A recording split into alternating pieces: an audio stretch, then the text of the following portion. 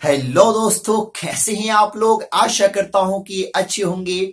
आज मैं इस वीडियो में 50 मार्क्स इंग्लिश का एक नया चैप्टर लेकर के आया हूं, जिस चैप्टर का नाम है इको। और आज हम लोग इस वीडियो में इको के ऑब्जेक्टिव क्वेश्चन आंसर को समझेंगे, जो एग्जाम के लिए बहुत ही इंपॉर्टेंट है। और मैं आपको उम्मीद दिलाता हूं कि अगर इको से कोई क्वेश्चन पूछा जाएगा तो जो मैं बताने के लिए जा रहा हूं शायद उससे बाहर से एक भी क्वेश्चन नहीं होगा। तो चलिए शुरू करते हैं और जानते हैं इको को। लेकिन उससे पहले आपसे एक रिक्वेस्ट है कि अगर अभी तक आप हमारे चैनल को सब्सक्राइब नहीं किए तो प्लीज कर लीजिए, और इस वीडियो को ज्यादा से ज्यादा अपने फ्रेंड्स को, रिलेटिव्स को शेयर कीजिए ताकि उनको भी फायदा पहुंच सके। तो चलिए शुरू करते हैं और जानते हैं इको के ऑब्जेक्टिव क्वेश्चन आंसर को।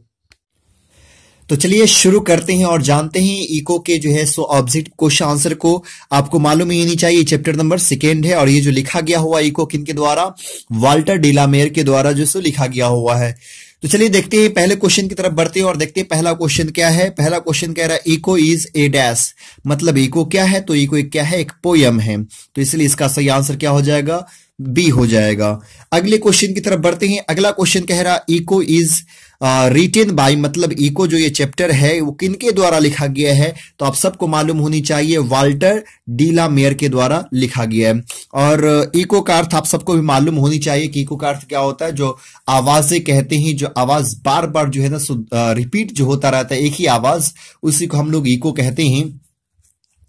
आगे है question number 3, Walter de la Mare was born in, Walter de la Mare का जन्म जो है सो कब हुआ, तो इनका जन्म जो है 1873 ईस्वी में हुआ था।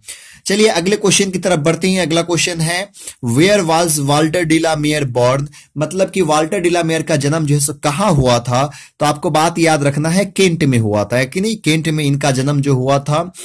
ये शहर का नाम है, गांव का नाम है चार्ल्टन इंग्लैंड, ये केंट इंग्लैंड में इनका जन्म जो है सो हुआ था। अगला क्वेश्चन है, अगले क्वेश्चन की तरफ से बढ़ते हैं।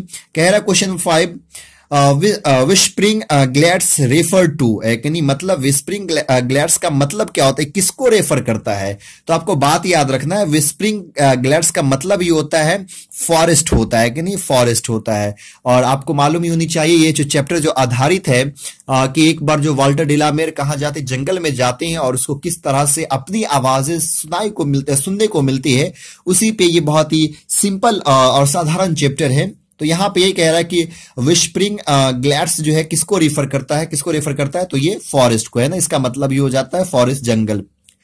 चलिए अगले क्वेश्चन की तरफ बढ़ते हैं और अगला क्वेश्चन कह रहा है, क्वेश्चन नंबर 6 कह रहा है who called I said and the words through the whispering glades is an extract of the poem, मतलब ये जो लाइन है हु कॉल्ड आई सेड, ये जो लाइन है वो किस चैप्टर से लिया गया हुआ है, तो आपको बात याद रखना है ये चैप्टर से, जिस चैप्टर से लिया गया उसका नाम क्या है, इको है, मतलब कि इसका सही आंसर ए हो जाएगा। अगले क्वेश्चन की तरफ बढ़ते हैं। Who is baffled with the echo sound, मतलब कि इको साउंड से परेशान कौन है, हैरान कौन है। baffled मतलब होता है हैरान, है ना, परेशान। तो कौन जो है सो इको साउंड से जो है सो परेशान है, तो जब आप चैप्टर पढ़े होंगे echo sound through the whispering glades, तो जब आप चैप्टर पढ़े होंगे तो मालूम ही होनी चाहिए कि इस चैप्टर में वो जिक्र करते हैं कि जो जंगल में जो पक्षी सब था तो वो इको की आवाज से जो है ना सो वो परेशान था। तो इसलिए इस पे सही क्या हो जाएगा, सही आंसर क्या हो जाएगा, द बर्ड्स हो जाएगा। चलिए अगले क्वेश्चन की तरफ बढ़ते हैं और देखते हैं अगला क्वेश्चन क्या है। अगला क्वेश्चन कह रहा है Walter de la Mare is famous as a dash, मतलब कि वाल्टर डिलामेयर जो है किस लिए फेमस है, तो आपको मालूम होनी चाहिए चिल्ड्रेंस पोएट। ये चिल्ड्रेंस पोएट ही कहलाते हैं, बहुत ही ज्यादा बच्चों के प्रति जो किताब लिखा करते थे, इसीलिए इनको कहा जाता है चिल्ड्रेंस पोएट। और एक इनकी किताब है सॉन्ग्स फॉर चिल्ड्रेन, जो बहुत ही ज्यादा फेमस होती है, तो इनको जो है ना चिल्ड्रेंस पोएट जो है कहा जाता है। चलिए अगले क्वेश्चन की तरफ बढ़ते हैं। तो अगला क्वेश्चन कह रहा है व्हाट हिज्ड ऑन द सन, मतलब कि क्या चीज जो है वो सन की तरफ आवाज, सन की तरफ जो है ना सूरज की तरफ आवाज जाने से रोक रहा था, उसको जो है ना उसमें रुकावट पैदा कर रहा था। मतलब कि इको का जो आवाज था, जो जंगल में जो कवि जो है सो आवाज निकाले हु कॉल्ड है कि नहीं, तो ये जो आवाजें जो निकल रही है, तो आवाजें गूंज रही है, तो इस आवाज को जो है ना वो सूरज तक कौन नहीं पहुंचने दे रहा। आवाज की सूरज तक पहुंचने मतलब ऊपर जाने में इसको रुकावट पैदा कौन कर रहा है, तो आपको बात याद रखना है लिफली बाव जो है ना सो रुकावट जो है सो पैदा कर रहा था, और उसकी आवाज को जो है ना वो बाहर नहीं निकलने दे रहा था, सूरज की तरफ जो है नहीं जाने दे रहा था। हिज्ड का यहां पे एक सेंस लेंगे रुकावट है, किन रुकावट पैदा करना, तो कौन रुकावट पैदा कर रहा था, तो लिफली बाव। लिफली बाव मतलब क्या होता है, तो बड़े बड़े पत्तों की पत्तों की जो शाखाएं होती है उसको हम लोग लिफली बाव कहते हैं। मतलब एक पेड़ में जैसे बड़ी बड़ी पत्तियां जो रहती है, पत्ते जो रहते हैं, तो उसी को हम लोग लिफली बाव कहते हैं। तो इसकी वजह से आवाज जैसे ऊपर नहीं जा रहा था, सूरज की तरफ नहीं जा रहा था, तो इसलिए इसका सही आंसर हो जाएगा सी लिफली बाव। अगला क्वेश्चन है question number 10, Walter de la Mare was walking in. Walter de la Mare जो सो कहा जो है सो टहल रहे थे, तो आपको मालूम होनी चाहिए कहां, फॉरेस्ट में, तो इसका सही आंसर क्या हो जाएगा, बी हो जाएगा।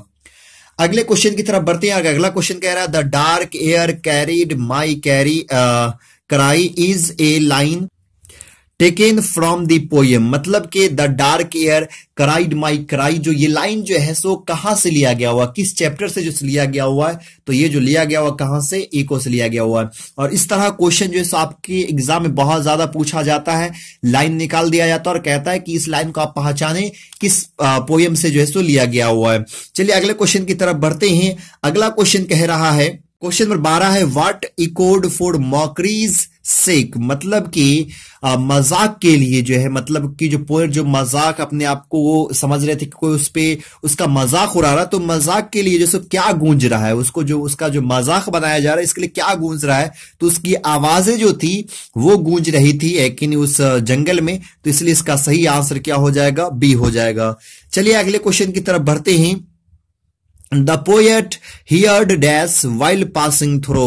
मतलब कि पोएट जो है सो क्या जो है सो सुनता है, जब जो वहां से गुजरते हैं उस जंगल से, तो वो क्या सुनते हैं, तो वहां पे क्या सुनते हैं, वो आवाज साउंड सुनते हैं, तो इसलिए इसका सही आंसर क्या हो जाएगा, सी हो जाएगा।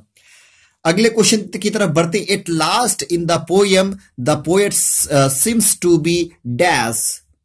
तो मतलब यहां पे ये कह रहा है कि लास्ट में, पोयम के लास्ट में जो है ना सो पोएट कैसा लगने लगता है, पोएट जो सो कैसा लगता है, तो आपको मालूम होनी चाहिए कि पोएट जो है सो कैसे लग रहे थे, डिस्पीरेट के जैसे लग रहे थे। मतलब कि निराशा है कि नहीं, एकदम निराश वो हो जाते हैं जब अपनी आवाज से चिल्ला रहे हैं कि यहाँ पे मेरा कोई सुनने वाला नहीं, मुझे कोई सुनने वाला नहीं, तो वो निराश हो जाते हैं, डिस्पीरेट हो जाते हैं, इसलिए इसका सही आंसर क्या हो जाएगा, ए हो जाएगा।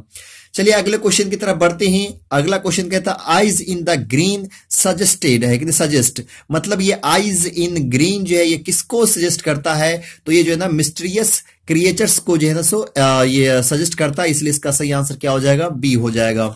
अगले क्वेश्चन की तरफ बढ़ते हैं। अगला क्वेश्चन कह रहा है who talks about the leafy बाउ।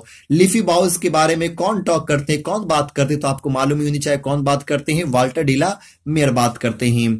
अगला क्वेश्चन कह रहा है what went on the through the whispering glades and baffled the birds. मतलब कि बर्ड्स को वो जो जंगल में जो चिड़िया है, जो ये जंगल में जो ये बफलेड जो है, ये चिड़िया जो है, उस चिड़िया को जिससे कौन परेशान कर रहा है कि नहीं, चिड़िया को जिससे कौन परेशान कर रहा है, तो आपको मालूम होनी चाहिए कि वो ऑथर्स का, मतलब कि ये जो पोएट जो है, नरेटर जो है, उसकी आवाजें जो है ना उसको परेशान कर रही है, जो चिड़िया जो है जंगल में है कि नहीं, उसको परेशान और हैरान कर रही है, तो इसीलिए इसका सही आंसर सी हो जाएगा, नरेटर्स वर्ड। नरेटर्स मतलब होता है वक्ता, जो बयान कर रहे हो कहानी को, जो कहानी को बता रहे हो, तो उसी को हम लोग कहते हैं नरेटर कहते हैं। अगला क्वेश्चन कह रहा है हु बॉल्ड विथ टीयर्स। मतलब कि टीयर्स के साथ, आंसुओं के साथ किसने चिल्लाया, तो आंसुओं के साथ किसने चिल्लाया, नरेटर ने। मतलब कि पोएट जो है वाल्टर डी ला मेयर, और वो जो लास्ट में पोएम में चिल्ला कहते हैं कि मेरा कोई सुनने वाला नहीं है, वो एकदम चिल्ला कहते हैं, तो ये नरेटर हो जाएगा, इसलिए सही आंसर क्या हो जाएगा, बी हो जाएगा।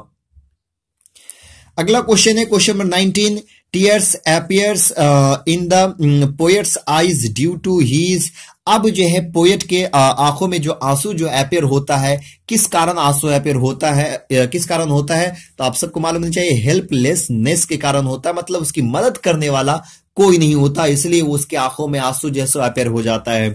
और लास्ट क्वेश्चन कह रहा है वाल्टर डिलामेयर डाइड इन, वाल्टर डिलामेयर की मृत्यु कब हो गई थी, तो वाल्टर डिलामेयर की मृत्यु जो हुई थी 1956 में ना, 1956 की मृत्यु हो गई थी। और इससे 3 साल पहले ही मतलब कि 1953 में जो है ना इनको एक अवार्ड मिलता है जो order of merit, order of merit नाम है उस अवार्ड का, जो क्वीन एलिजाबेथ के द्वारा जो है, क्वीन एलिजाबेथ 2 के द्वारा जो ये अवार्ड दिया जाता है। तो 1956 में इसकी मृत्यु हो जाती है। तो दोस्तों अगर यह वीडियो आपको अच्छा लगा हो तो प्लीज लाइक कीजिए, शेयर कीजिए और हमारे चैनल को सब्सक्राइब करना मत भूलिए। फिर मिलते हैं अगले वीडियो में, तब तक के लिए बाय।